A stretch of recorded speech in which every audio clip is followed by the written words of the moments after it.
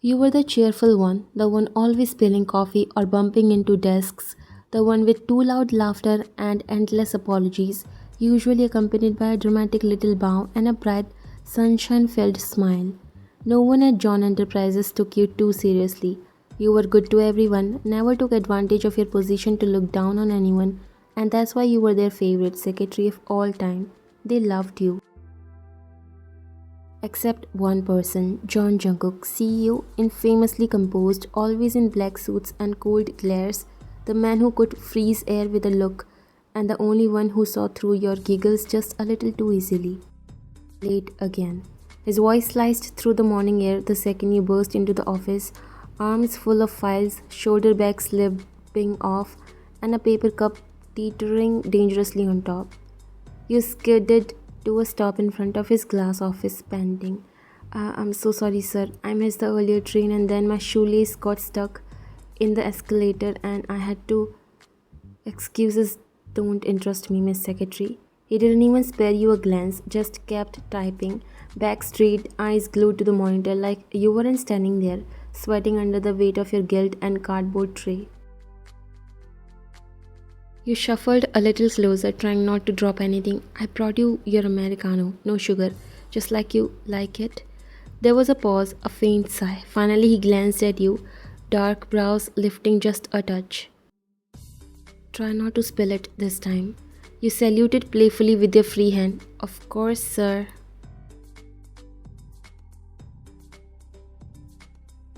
You tiptoed into his office, gently setting the cup on the coaster beside his keyboard like you were defusing a bomb. No spills, no shaky hands.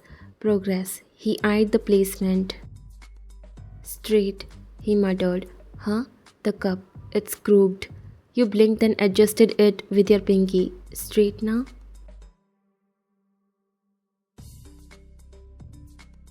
You blinked multiple times with a smile. He sighed. Acceptable. He said dryly. You grinned. I'm improving. Barely. You stifled the urge to stick your tongue out at him. Ice Prince. But then again, it wasn't like you were any better at hiding things either. You should try not to be too clumsy. It doesn't suit your profession, Miss Secretary. You chuckled nervously and nodded. I'll try not to.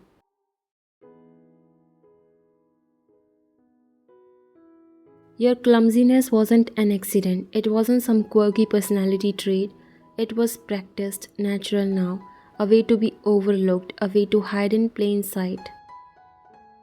Because when people were laughing at how forgetful or chaotic you were, they didn't look too closely. They didn't notice the way you winced when your bag strap dug into your shoulder, or how you flinched ever so slightly when someone patted your arm. They didn't question why you wore long sleeves in the spring, or why your hands always shook just a little when you typed. They didn't know the truth behind your oversized sweaters, but sometimes, just sometimes, you wondered if Jungkook noticed.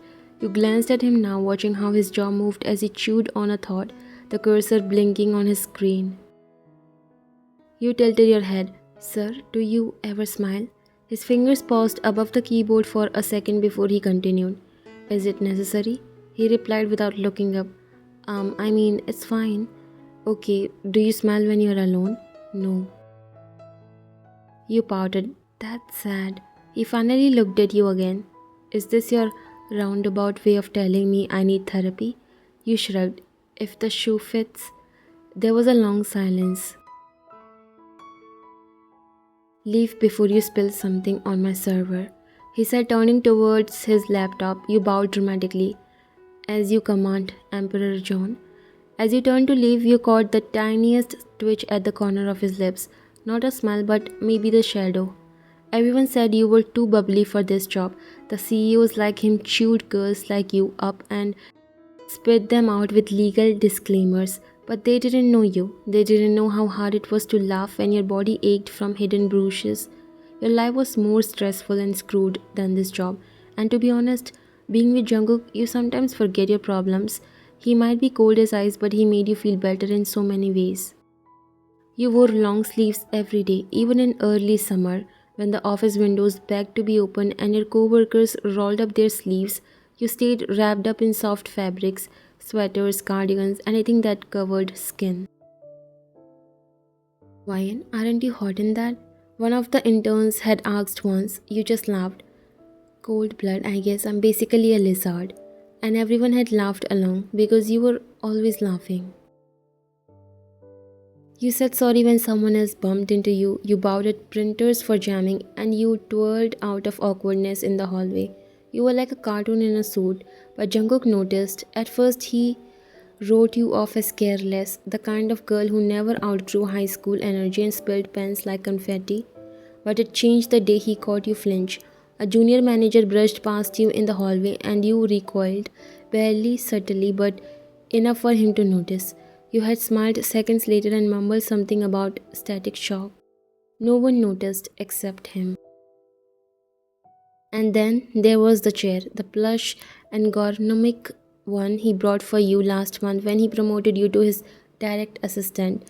Every day you sat on the edge of it, never leaning back, like you didn't want the chair to touch you, like your back was sore. He didn't ask, not then, but he watched quietly and carefully. And the pieces began falling into place the day the file slipped. It was late afternoon, and the sun cast golden lines through the blinds of his glass office.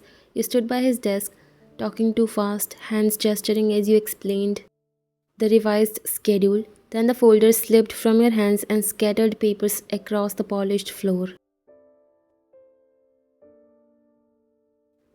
Oh no, sorry. You said immediately, crouching to pick them up, but you bent down too quickly. Your blouse shifted, lifting just enough for him to glimpse the edge of something dark and purple blooming above your waistband. A brooch. His breath hitched, he froze, the pen in his hand hovering midair. You stood back up with the file pressed against your chest like a shield. Clumsy me, you laughed too bubbly, too bright, and too fast. He didn't smile, his eyes were sharp and unmoving. Where did you get that? You blinked. Get what, sir? He rose slowly from his chair, walked around his desk. That mark on your waist.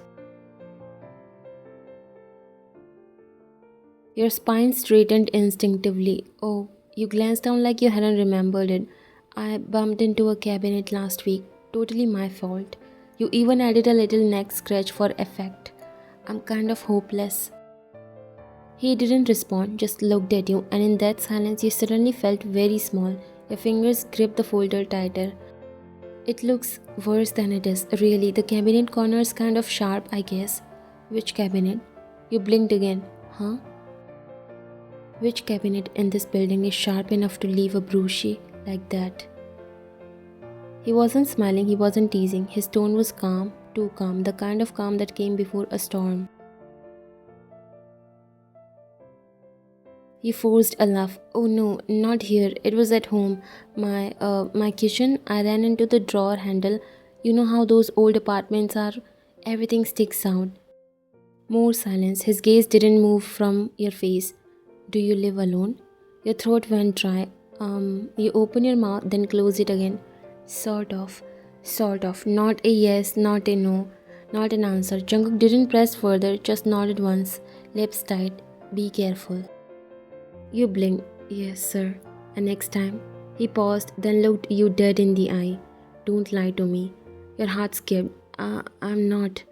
You are a bad liar. He said simply, then turned and walked back behind his desk.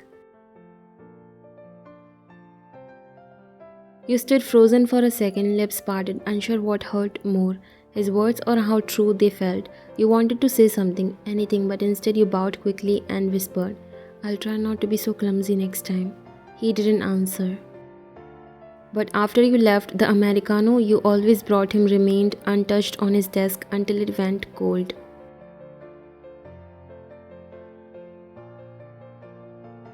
The next day you were late again. Jungkook was pacing. When you finally arrived, breathless, hair slightly wet from rain, he was furious.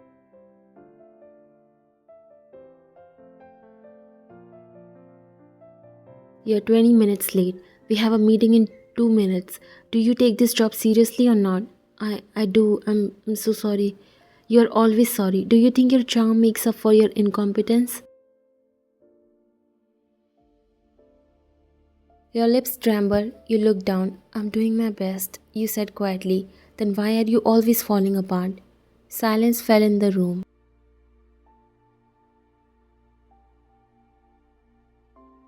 You dropped your gaze because it's the only time I can fall apart without getting hit for it. His eyes widened, the anger drained from his face. I didn't mean forget I said anything. You bowed quickly, tears threatening to spill, and turned to leave. He didn't stop you, but his heart cracked.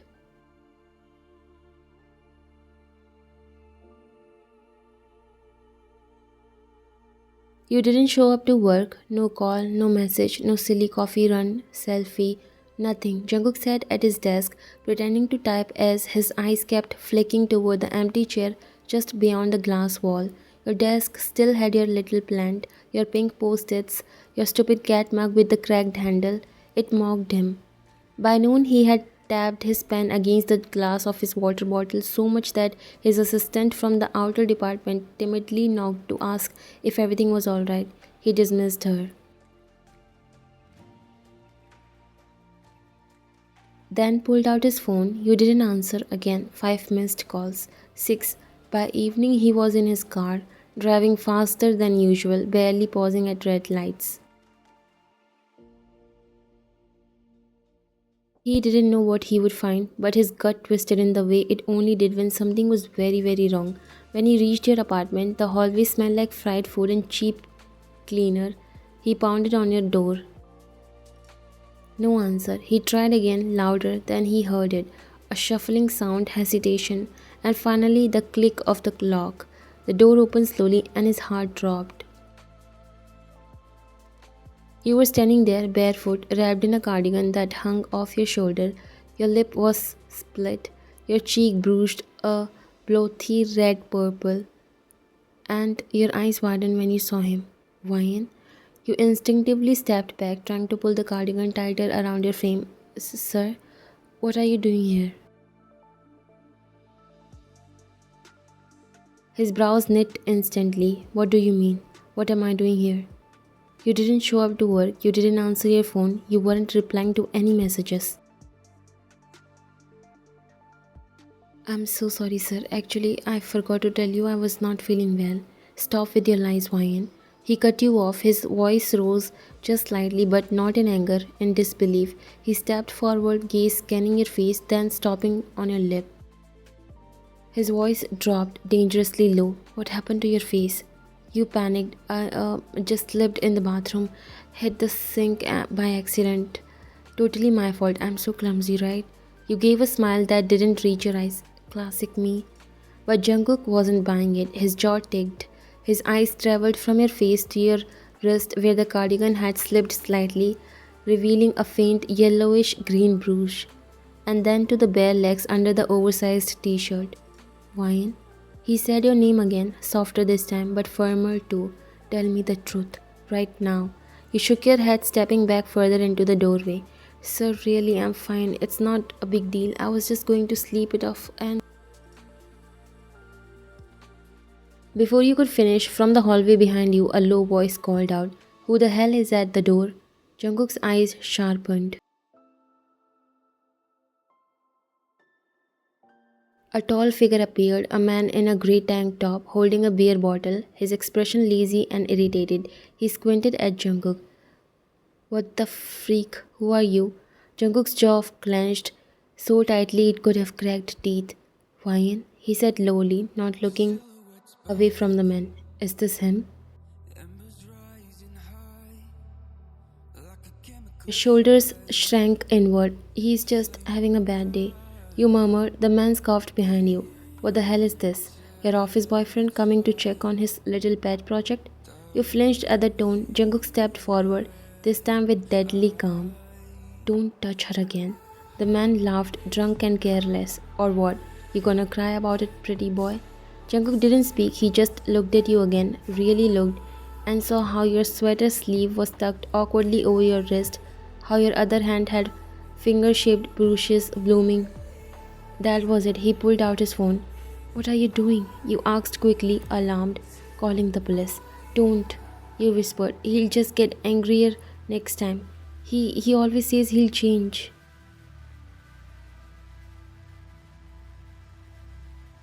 There's not going to be a next time. His voice was ice. I'm done pretending this isn't happening, and you should be too. You opened your mouth to protest, but Mark, behind you, stepped forward, grabbed your arm. I said, shut the door. The sound of the hand against your arm echoed in the hall. You cried out, and then everything happened fast. Jungkook lunged. Mark didn't even see the first punch. Jungkook shoved him back into the apartment, pinning him to the wall with one hand, and he barked your name. Go get your things now. Jungkook, now Ryan. You scrambled into your room, heart pounding, gathering what little you could in a duffel.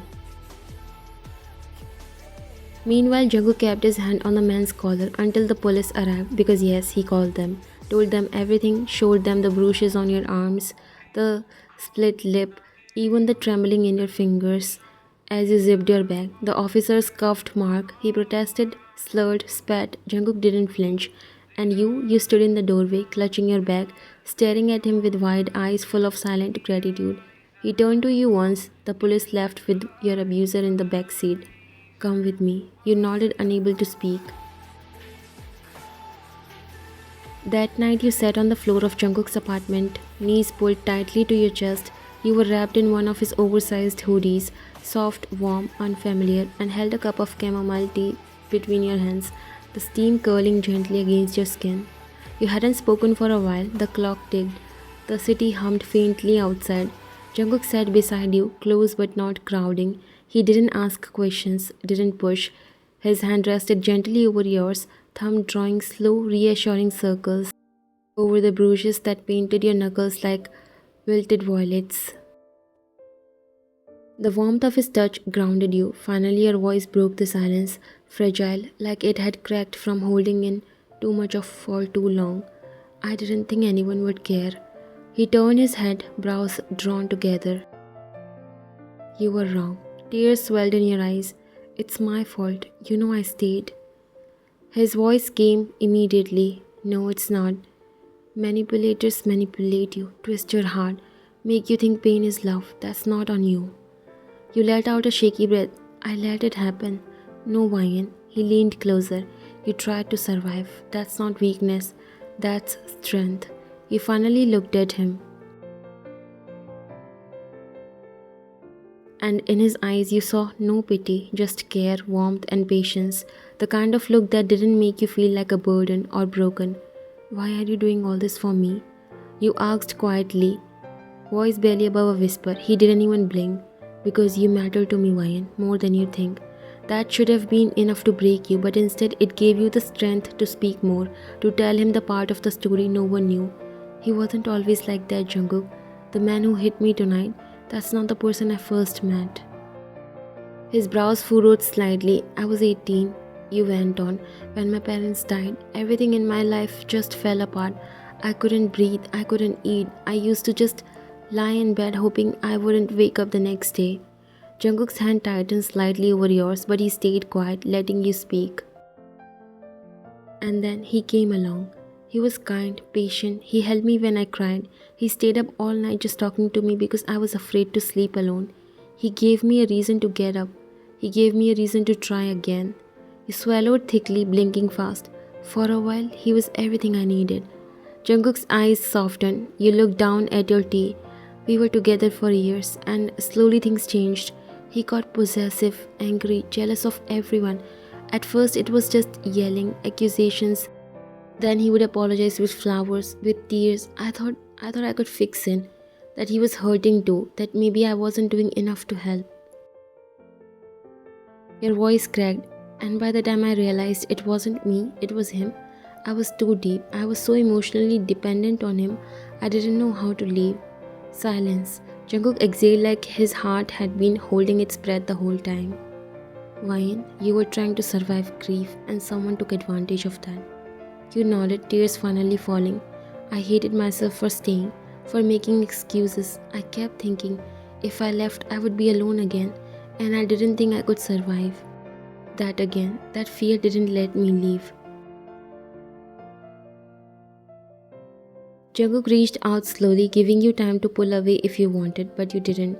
He gently cupped your cheek with the same hand that once pointed out typos and held expensive pens with surgical precision. But now it just held you. You're not alone anymore. He whispered, your breath hitched. Not now, not ever again. You buried your face in his chest, the tea forgotten beside you, and his arms wrapped around you, not tightly, not possessively, but safely. And for the first time in years, you cried without fear because this time someone actually stayed.